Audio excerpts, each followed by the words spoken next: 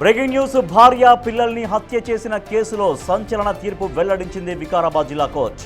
2019లో తన భార్య, 2 పిల్లల్ని అత్యంత కిరాతకంగా హత్య చేశాడు ప్రవీణ్ అనే వ్యక్తి. తర్వాత ఆత్మహత్యగా చిత్రీకరించాడు. హత్య కేసులో నేరం రుజువు కావడంతో నిందితుడికి ఉరిశిక్ష విధిస్తూ principal district sessions judge doctor Sunnam Srinivasa Reddy సంచలనాత్మక తీర్పునిచ్చారు.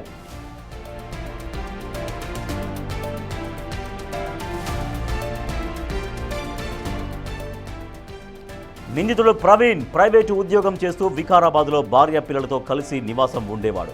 భార్య చాందినికి వివాహేతర సంబంధం ఉంది అన్న అనుమానంతో ఆమెను ఇనుప రాడ్డుతో కొట్టి చంపాడు. అలాగే 2 పిల్లలైన ఆయాన్, ఏంజెల్లను హతమార్చాడు.